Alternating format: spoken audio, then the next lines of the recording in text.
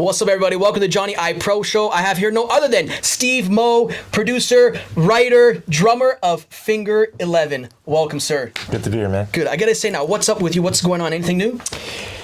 Yeah, lots of stuff. We have on the Finger 11 front. We have just submitted the new album to the label a couple weeks ago. Yeah, it was a pretty aggressive deadline. So a lot of new stuff coming up. The fans can look up exactly. Yeah. Now, any new tours coming up? You guys just finished one last year.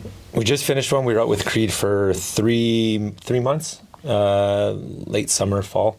Just did a bunch of amphitheaters out in the U.S. A couple of Toronto dates over here, and we have some shows throughout the summer this year, and then we're gonna have a tour in the fall. Well, I believe so. I've read as well. You guys are going to Daytona. Is it soon? Yeah, I think in a few weeks. Wow. Okay. Yeah. How's that? Like, did you ever perform in Daytona yet or no? Is that gonna be on the beach or how's that? You don't know. No idea. Wow. I look at the schedule in my like my phone. I get on the plane and then I find out. Because I hear Daytona Beach, like that. It's gonna be a good one. There's like a lot of really good bands in that festival. Excited to see that for sure. And I gotta say now, what got you into music?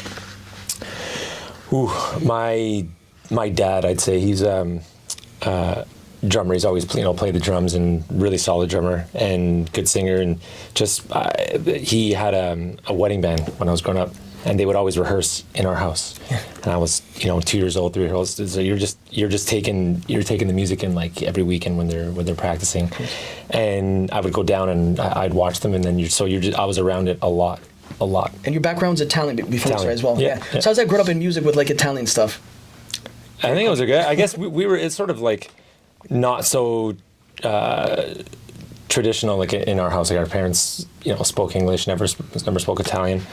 My grandparents didn't like that very much though, because I mean, they never spoke English. I didn't speak Italian, so I'd always need somebody in the family translating. So. Exactly. Like I'm Greek, so I call it Greeklish. Like I'll talk like a little bit of Greek and then English, like Greeklish, like one word. I knew about 13 or 14 words. Not the good ones, probably. No. I love it. I gotta say now, what was your first CD or cassette that you bought? That I bought? That really got you like inspired. Oh, Big Shiny Tunes. Oh wow, was that much music or something? Yeah. Oh yeah, I remember that. Yeah. Oh, Big Shiny Tunes. That's legendary. Big Shiny Tunes 2 was like it was the. Back then it was good. It was like there was like those mix of songs and stuff. Oh, so good. Yeah. Yeah, you got to. That's when you got to kind of hear those bands for the first time, right? Got put in a compilation, and that was a good one. And now I gotta ask you now, inspirations like artists or bands, whatever it may be. Like who are your inspirations? I'm all over the place. Like growing up, I went from Earth, Wind and Fire to Chicago. That's all my dad's influences, right? So Earth, Wind and Fire to Chicago, and like in the same day now, I can listen to a Slipknot record and put on Sabrina Carpenter right after that. So you're everything. Yeah, Same everything. here. And that translates into my production. Like I can produce a pop track at noon and then a heavy rock record in the evening. So it's all over. And especially nowadays too. Especially have you noticed stuff too as well? I'm wearing Post Malone, like the country album. Like I just love country. Dude, he's awesome. Like, do you think so country's taking like a whole turn in the music industry? It's big now. I think so. And country is sort of like it's a bit blurry now, right? Yeah. Which is cool. It's like country before was like you knew it was country and that was separate from rock. That was separate from pop. Now it's all one, right? There's country rock, there's country pop, and it's basically the voice that goes on it. And as long as you have a few ingredients, get a banjo in there and get some pedal steel, and now it's a country song, right? Exactly. But if you take out just a few ingredients, it could be a heavy rock song. Exactly. Now you say producing as well. Now you also have the co-founder of Bamo Records. Talk about that there, how all that was founded. So that's a friend of mine, Adrian. He's an entertainment lawyer in the business, and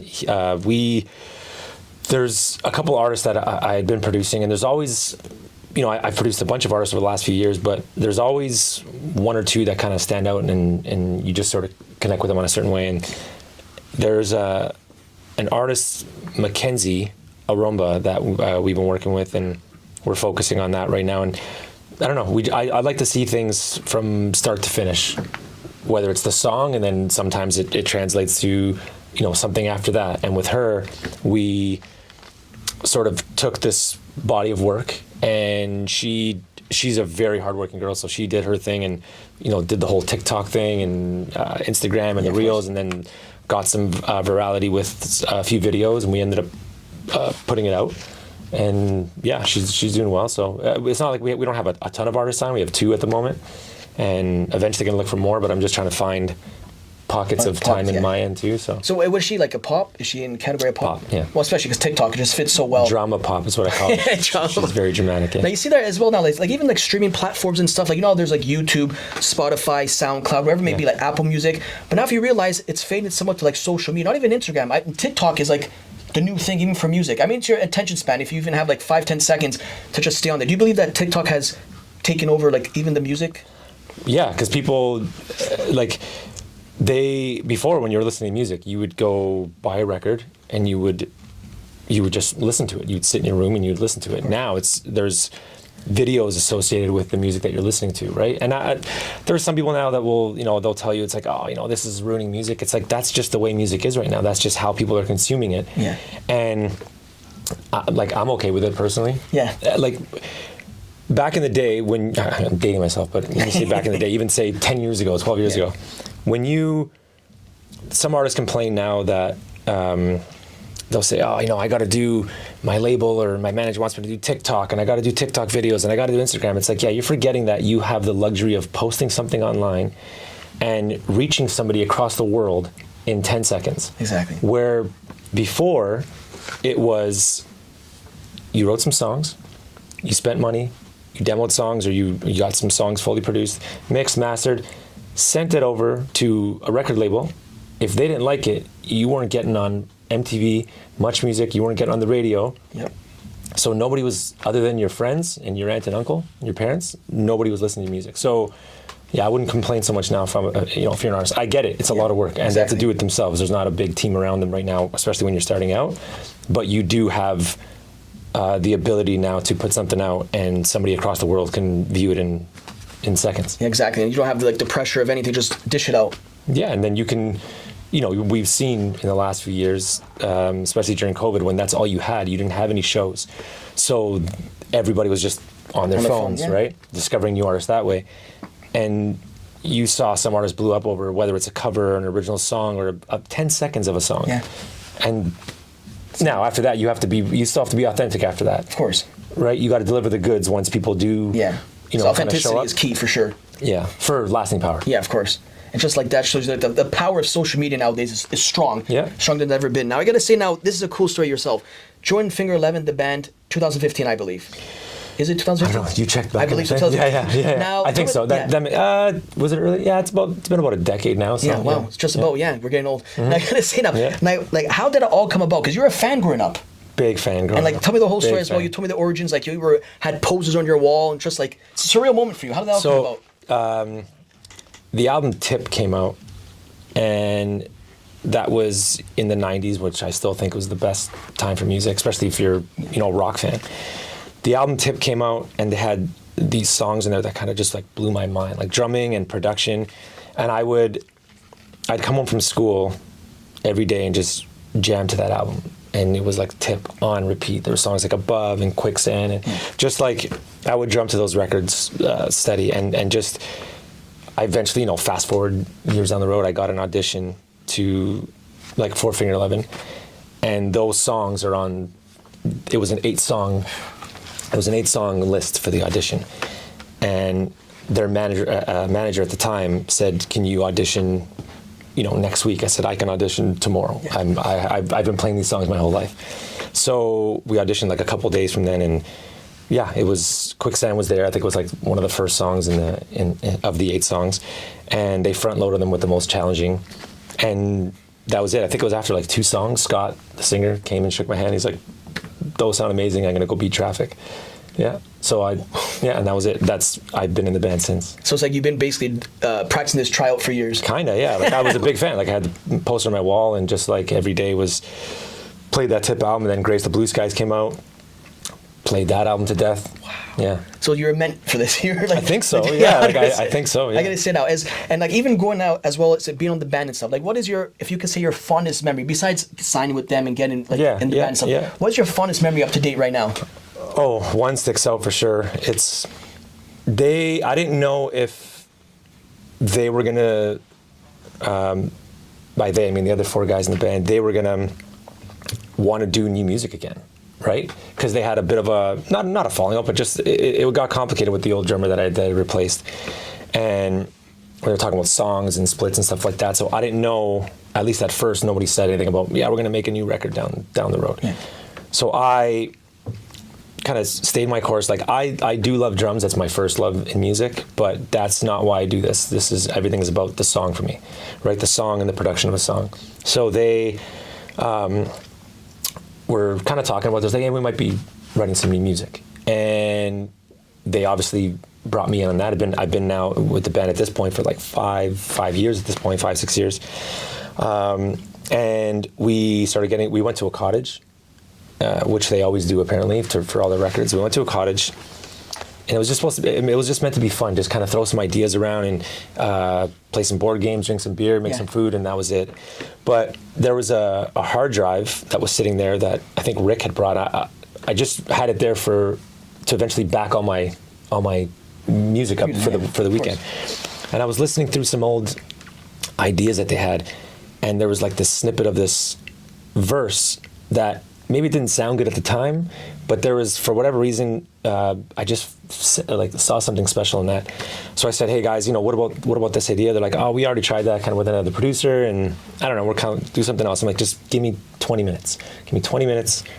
And I ended up speeding it up like 20 beats and put it up like 2 octaves, and then from there we just kept on writing other parts, and I had Scott track a part, and then James came in, put a guitar part, then Rick came in, and it ended up being this awesome song. And that was the first song, I guess, we sort of co-wrote and that I had produced with the guys, and it was a number 1. Wow. So I'd say that was the best memory I have so far. So you're not just only the drummer, you're also the producer as well. Yeah, I mean, we all have a hand in like the production, but I'd say I take the heavier load when it comes to like the just like the physical work that goes in, that's involved. Yeah. It's like one-of-a-kind talent. I think so. I'd like to think so. I gotta say now, before we were talking as well, we started, we said how many albums they had out. So it's 6 albums. So now the 7th's coming out now, I believe. I think so. Yeah, like which one, as we were saying before, like which one's your favorite that just to your core? Tip. Only because it just, there's so many core memories attached to it, right? Like just as a kid, like that's what turned me on to the band. That would be my favorite one. Now, which one is your favorite now to perform? Okay, so I gotta say, so when Paralyzer came out, again, I was still a fan, and I was like, man, like, I get it. I get why it's such a big song, but I wasn't crazy about it, only because the earlier stuff, the heavier stuff, it really resonated. And that song came out, and probably because it got, just played nonstop. And then I finally understood it when we played in front of 20,000 people. It was like our second show, and we played it as the encore, and I see, 20,000 people just losing their minds. I'm like, I get it. So that's the one there. Yeah, no, because like I have it right here as well. Paralyzer was even the Rock Band, the iconic game. Now there's Guitar Hero. Yeah, I played it. Then Rock Band. Did you ever play Rock Band? Oh, all the time. Yeah. Monkey Wrench. Yeah, exactly. Yeah. I love it. I played Guitar Hero, so that was before. Yeah. I guess before Rock Band. Yeah. Then there's Rock Band after that. Then I think I don't know. There's other ones. I don't think there's. I know there's Guitar Hero and Rock Band. You're right. Yeah. Were you more of a Guitar Hero guy or Rock Band? Yeah, for sure. Hero. I didn't like playing the drums in Rock Band because. Oh wow, from a drummer. Okay. No, only because when you play, I know the parts of these songs. Where say you're playing Muse or something like that. Yeah. I know where the beat falls. Yeah. But unless you're on expert, you're actually getting the worst score because you're playing too much, I guess. Like you're playing the real part, and I'm just getting the red X's everywhere. How about remember one time? I remember there's used to go viral was Dragon Force. Dragon Force, the Guitar Hero song. Yes. Were you ever in that motion? I wasn't crazy, but I was pretty good at it. Yeah. Love it. Yeah. I gotta now the one song now that's iconic, especially in the world that I'm someone in the wrestling world. I gotta say, Slow Chemical. Yeah. Kane's theme song. Yeah. And he used it for years as well. Yeah, he did. And I gotta say now, were you a wrestling fan growing up? I mean, I was like, like when somebody says, "Oh, I love that band," but they only love like the 3 songs from that band. Yeah. That was me with wrestling. I love WrestleMania. I love Survivor Series, right? So I wasn't like a diehard wrestling fan, but I did understand it. I did have the little rubber wrestlers when I was a kid. Yeah. But I wasn't like every week watching it. Like what wrestler? Do you remember any wrestler names that stand out for you? Oh, tons. Yeah, there was Kamala. Yeah. Oh wow, these are good ones. Oh, these are these Kamala, Ravishing Rick Rude, Jake the Snake. Hacksaw Jim Duggan, Hulk Hogan, Ultimate Warrior. Maybe I was a wrestling fan. No, this is impressive. Maybe you just see like Hulk Hogan, Stone Cold, or like whatever it is, like No. No, these are like heavy. These are old school. Yeah. Well, I guess when you perform Slow Chemical, how was like even the reaction like to the crowd and stuff? Do they love are they into that song? Oh, big time. Yeah. We've actually recently been playing it acoustic, Wow. which is pretty cool. Yeah. So, but here's a question I got to ask you now. Have you guys ever met Kane himself? Okay, so the guys did mainly. I think it was Scott. He tells this story when we play live. They wrote the song for Kane. He ended up using it, and then Scott got put in a ring. It was like in the middle of summer, something like that. Got put in a ring to basically be with Kane, to be like, this is Finger 11, and they wrote a song, whatever. And apparently, he thought it was going to be like him and Kane having a conversation, but he wasn't a wrestling fan. He didn't realize that Kane's whole thing is to not talk. So he's just in a ring and Kane's there, and I think he like maybe whispered something to him like this. I don't know what to do. So Scott stood there, and I think he wished the crowd like a Merry Christmas, and it was like July or something like that. He said it was very awkward. No, and he's like the most evil character. Like, no, he's evil. It's Kane. Like, he doesn't get more evil than that. I guess I can ask you a question. I love to always ask this. What was your favorite venue to perform at? Like, you performed in a lot of places. Yeah, I mean, we did Bud Stage in July this year. Yeah, Budweiser. Yeah. Or last year, I guess, at this point. Yeah, last year, and Scotiabank Center, which is cool, just because I'm a huge Leaf fan. Oh, wow. Okay, very, very, very big Leaf fan. Do you think they're going to finish? Yeah. Do you think so? Yeah. Did you watch I don't know when this is airing, but it's good tomorrow. I'm calling it right now. So tomorrow's Game 5. So Game 5 is tomorrow? Game 5 is tomorrow. So what do you call it? Done? Yeah. Okay. Yeah. 4-2 Leafs. You know what's really funny? The power of the Leafs. I was at the Metallica concert the other day with Limp Bizkit as well, and there was actually in front of me, like you see it all over in front of me, some guy was actually watching the game as it's a buddy of mine was texting me. I thought I was trying to keep him updated, being like, "Hey man, 3-3 Leafs," and he had sent me like things back. He's like, "Oh fuck, Ottawa scored." I'm like, "How are you?" I thought he was at the Metallica concert. It's and more he's important the game. watching that. Yeah. I'm saying, did you grow up on Metallica? Did you like their music? I did. Yeah. Like you watching them live and stuff as well. Like some of newer songs, like I didn't know as much. But even as they went, they just fall in that. They're legendary, man. Like it doesn't matter what they do. They're on the stage. You're going to see them. It's a part of history. What is your favorite? Like is it Master of Puppets or Sandman? Enter Sandman was awesome. Yeah, epic. When they came on, it was pretty cool. They had balloons sailed over. I don't want to ruin it for you if you ever watch it, but I haven't seen it. No. So what happened? So Scott in our band, he said he went the other night, and he goes. It was like 10 minutes before showtime, and nothing was on the stage. Oh yeah, they had it. So it was on the Saturday. What did they do with like? No, he went on the Thursday. No, I was on the Saturday, so they were more prepared. So Limp Bizkit came out first. Okay. So they came out first. For me, it's nostalgic because wrestling. That's why I went there because My Way, Keep Rolling, and all that. I was a big fan. Yeah, because My Way was WrestleMania 17 with The Rock and Stone Cold. Then after Keep Rolling was the Undertaker's theme song. But besides that, like I don't know the stage. I don't know. I never seen nothing, but I seen they were throwing trash cans for Limp Bizkit. Fans were going nuts. Okay. I don't know. Maybe there was a little mess ups because the first night. Yeah. Interesting. Yeah. Oh. No, he just said there was nothing on stage. Like there was no gear. He's like, "Where's the gear? Where are the drums? Where this and that?" So what do they do? So here's what. Here's what they do. So the drum thing has like a lifter. So there's like 5. What I realize is this. So they walk. They do their epic, little walk to the crowd. And they come up, people go crazy and stuff. Then after what they do is this. So each part of the show, there's like 5 parts. So the first part, the front of the stage, it's like a lift.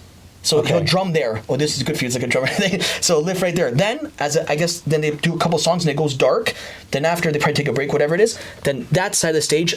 So then he performs the drum. That's that side. So like they go throughout the stadium, like 5 minutes stadium. So they'll perform to the left hand side, to the right hand side. So that's what they did. That makes sense. That's why he's saying sometimes he never figured out. Because he's like, dude, he's like, I think it's like they're on 5 minutes. I don't see one. No, it was like every 5-10 minutes they stop. Then after the lights will show like some montage video. Then the drum kit will pop up to that side. Then to that. So like every section of the stadium, it's not like you're just going to see them on one side, which is Metallica, which is like something different. And I guess your tour as well. It's the summer of '99, as it was called. Yeah. Creed, and you went with 3 Doors Down as well.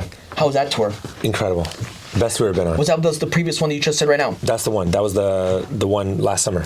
A fan of Creed and 3 Doors Down? I liked when Creed put out My Own Prison. I was actually a fan of the band, and then obviously they went away for a bit. Now they're the biggest thing ever. Any tour stories that we can hear about? Fun stories? I mean, fun stories. We golfed a lot, which was good. I was a big fan. I'm a big golfer. I love golf, and I didn't know if I was going to be able to play any golf, right? Because it was 3 months. We were playing 4 or 5 nights a week, and first show I see, I walk out of our tour bus and I see a golf simulator truck, and I was like, oh man, I'm lucky today. I get a golf simulator. So I'm hitting balls and it's just me. I'm like, I'm there for like 3 hours, like putting in the time, and next show, another simulator truck shows up and it's like 3 shows in now. I'm like, is this going to be every day? So I go to the Live Nation guys because they're on the road with us, and I'm like, what's going on with the live with the golf simulators? They're like, oh, we saw that you like it, so we keep bringing it. We got it like for most of the tour. I was like, so my swing was dialed in. It was great. And so the drummer of Creed, we golfed together on the road. And then also Chet and Greg, the 2 guys in Three Doors Down, are big golfers. So we golf quite a bit. Did you guys, was it like any tournament or any going on there? I mean, like we're all very competitive. Yeah. I love it. Yeah. Now I gotta say, beside like stories of that and stuff, like even to see yourself like merch. Are you like, obviously growing up, you know you're a fan of like merch as in Rock Band. They go to a concert, you want to get the merch and stuff. Yeah. So like, do you collect your merch, or like say that once you were part of the band, was there any merch that had all your faces? Do you guys even have that, or just logos and stuff? Just logos. But I mean, do you still keep up to par with that? Yeah, well, yeah.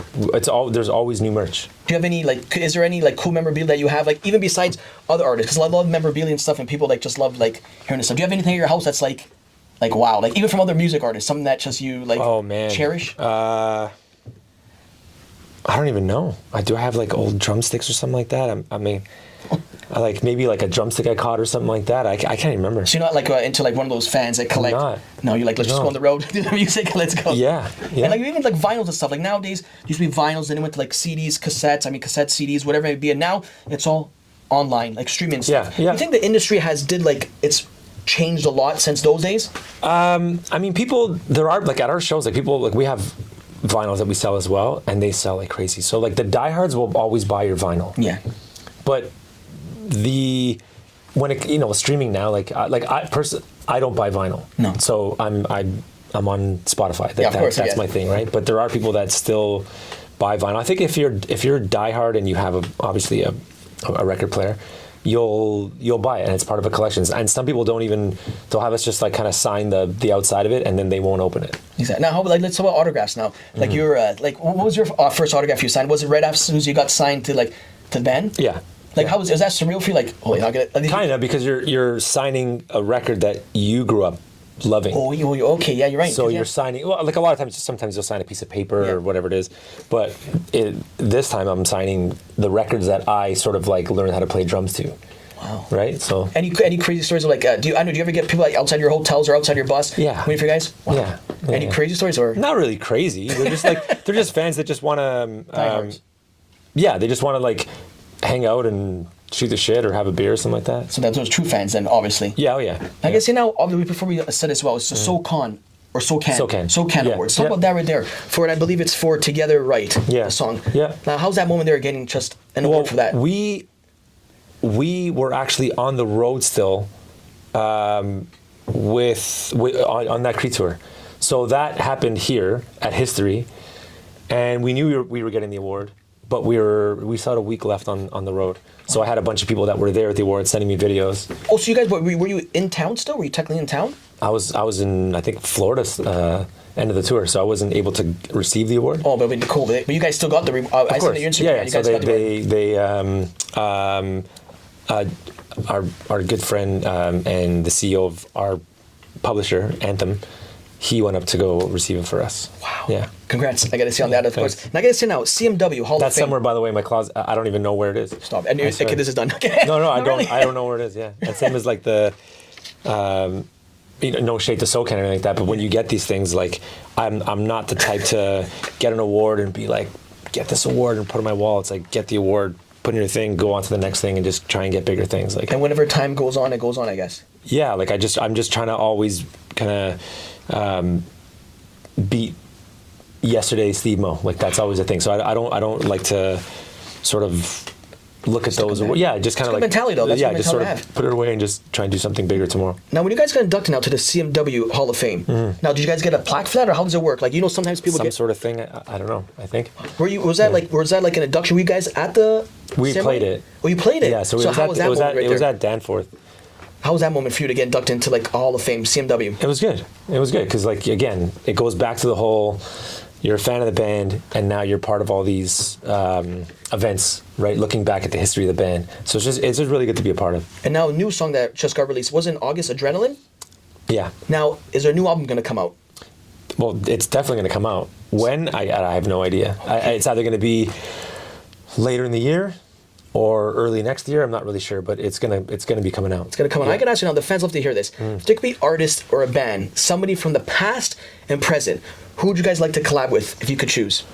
To collab with, that's the beauty of Finger 11. We're all gonna have 5 different answers. Wow. Yeah. How about for you? For me, who to collab with? I mean, I can go either way. I can go like a pop route, and I can say, well, not really pop, but I can say Post Malone. He's one of my favorites. He's great. Yeah, he's unbelievable. Or one of my favorite bands growing up that got me into, not got me into music. I got into music obviously when I was a kid, but got me into playing in a band was a band called Incubus. Oh, okay. Wow. So that would be, and it's funny, I've played with hundreds of my favorite bands, like hung out with hundreds of my favorite bands. Like you got to be with Alice in Chains, and you got to be like all these bands you grew up loving. But Incubus was like my number one at, when I was 15, 16 years old, and we've never been on the same bill as those guys. Wow. And now if you could say this now, because as a drummer now, in your eyes, who is the best drummer, past and present, the best drummer? Eloy Casagrande. Wow. He's the drummer of Slipknot. Wow. And he's on another level. Another level. You ever watch them live? We just played with them. Get out of here. Played with them in Kentucky for some big festival. It was in the middle of the Creed tour, so we kind of took off for a couple days and went back. And Slipknot was headlining, and I remember just being out there just watching it. It was pouring rain, and we didn't care. It was just like it's even more dramatic. It was. I witnessed that like drumming, and I was just like, holy shit, this guy's a machine. Now this year I believe marks 25 years of Finger 11. Does it? Yeah, I believe. Oh, shit. I did my Okay. Narbo research here. Yeah, okay. Yeah. And I got to say now yourself. Now you've been with them for about 10 years. Just yeah, about. 10, 11 years, something now, like that. what keeps you guys like motivated? Like, what keeps you guys motivated to keep pushing out new music, to go on tour? So you got to be motivated for this, obviously. Yeah. You guys love what you do. We do, and a big part of it is because we actually, aside from the music, right? We genuinely like hanging out with each other. So when we're on the road, there's no like escaping anybody, or there's no, you know what, it's a day off, I'm gonna go do my own thing. We're days off, we're still all together, we still all go to this arcade room or something like that, or we go to this pool hall or something like that. We're always together. So that's kind of the a motivating thing too, because we like to kind of be away together. It becomes like a vacation sometimes, right? But also the fact that there is that momentum to create new music keeps you going on, the touring aspect, because you know that what you're touring is new music that's coming out. Exactly. That's important. You're not just playing the hits, or it's not a nostalgia play. Yeah. At least not right now. There's new music coming out. It's honestly, I can say it's some of the best Finger 11 songs. Wow. Yeah. Now I can ask you now, what has music taught you? Like through your whole career, growing up with your dad, music, to now being a part of an iconic band, Finger 11. What has music taught you? Patience. Patience. Yeah.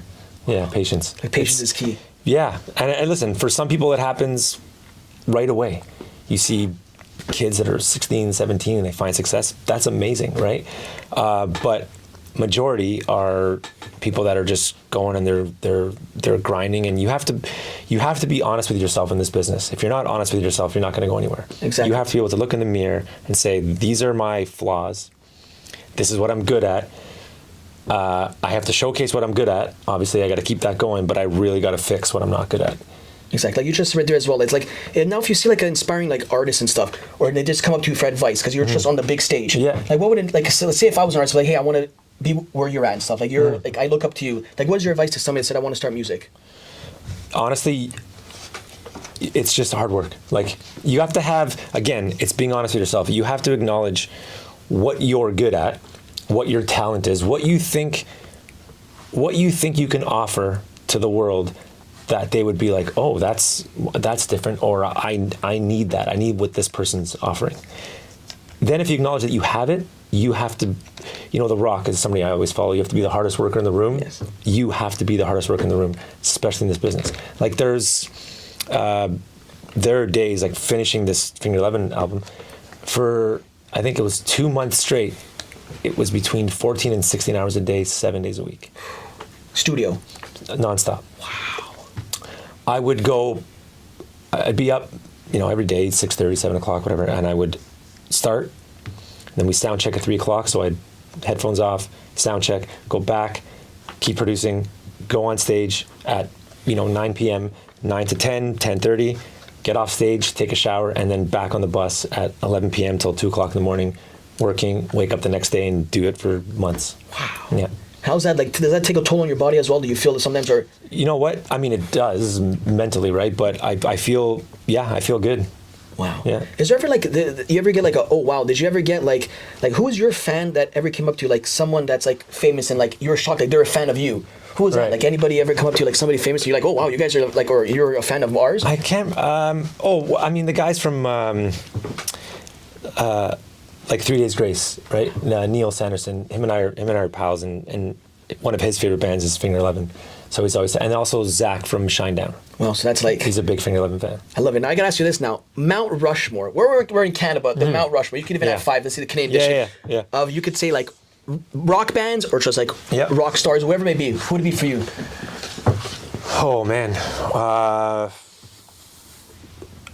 Prince. Wow. Right? Prince, Michael Jackson. Is that what we're saying? We're saying like the best you could add artists? whatever you want to add. Yes. Let's see. Yeah, Prince, Michael Jackson. Man, you're putting me on the spot. I would say. I mean, Elvis Presley. Like I'm going back. yeah, like the Beatles. Like that. I mean, everything we do now in music came from a certain sound, right? So without those people I just mentioned, you're just take away 80% of the pop market right now. You're right. Right. Especially for yourself, you're a producer. Mm-hmm. So like what if you could say like an artist now as a producer's mind state there? Like who right now is like some of the artists like you could just be like, you want to be an artist? Listen to this person. Or what's an artist for you right there? For like if I'm telling somebody else? Yeah. Oh man, I mean, yeah, like it depends. So it depends what they want and genre and stuff. What they want to do. Yeah. Because there's some artists that they don't write their own music. Yeah. So right there, I wouldn't tell them to go, listen to, you got to be like Taylor Swift who writes all their own music, right? If they just want to be an entertainer and they want to be a performer, I'd say, hey, maybe there's this artist. So it all depends what they want to achieve, what their end goal is. And then from there, I'll say like, listen to this person. But at the end of the day, you want to be your own artist. As much as we always say that, we always say like, oh, don't sound like them. You got to be like you. I never ask an artist, who do you want to sound like in sessions? I'll always say, whose fans do you want to steal? Because whoever's going to like them, chances are they're not just going to like them. Yeah, exactly. They're going to like multiple artists. So it's really just whose fans do you want to steal? Exactly. Right? You don't have to sound like them, because someone like me who likes Post Malone also loves The Killers and also loves Queen. Queen's also my Mount Okay, so Queen goes to Mount Rushmore. Canadian Mount Rushmore 5. Queen's, yeah, there you go. Queen's there, yeah. Like I say now, as we're winding down now, there could be a message now to the fans that just stick with you for like, you've been there for 10 years, they've been together 25. Yeah. Like a message to the fans stuff, like as they thank you, whatever it be, what would it be to the fans now? Thanks for supporting me. I first, let me give a shout out to the people who supported me before the fans. That is my parents, my brother. My brother's actually helped me make a lot of the connections in this business. My wife, who's is like a rock back home whenever I'm, in the studio working or I'm on the road. My in-laws, for being, supportive every time I'm on the road. They make things easier back home for sure. And how kids? I have 2 kids. 2 kids. Yeah. I can say this now. 2 kids there. How important is fatherhood to you? The most important thing. Like all this shit, like music and stuff like that, is very. It's not just second. It's like way below second. Did it change like your whole aspect of like life? Big time. Yeah. Big time. Yeah. I was told from somebody who has kids that's in the business, said that you'll work differently. You'll work with more of a purpose. So everything I do now, every decision I make, every single decision is made with kids in mind and your family in mind. Yeah, like whether it's a trip, whether it's a certain gig you're taking, whether it's a certain project you're taking on, everything weighs against with your kids. It's like, okay, well, is it worth it, my time away from these kids? Or I know this is going to be a good thing financially, which is good because it's going to help in the long run with the kids and stuff. So everything is always based around your kids, but nothing will ever give you the same amount of joy as just being with your kids. Exactly. Now, how important is legacy to you? All falls in the track of family and kids. Like, how important is legacy to you? I think very, very important. Yeah, because I mean, once you're gone, that's sort of the only stories that are told. This is part of your legacy, right? Exactly. Now, the last question I asked. First, I gotta say thank you so much for coming by. Oh, dude, honor. this was awesome, Finger 11. man. This is Yeah. fantastic. This I gotta was say awesome. now, when it's all said and done, what do you want people to remember Steve Moaz? He's a good person, good dad, good husband. Like, yeah, I mean, you want to be remembered as like a good songwriter and good producer, and songs that maybe change someone's life down the road or something. But really, just a good person. I think that is far more important than any songs we're making or any streams we have on Spotify. I couldn't have said it more. Yeah, man. Looking forward Thanks to a lot, man. new album, perhaps in summertime, as you said. Either fall, I think. Either fall, like later in the year, or early next year. For sure. Yeah. Thank you guys so much for watching, and we're out.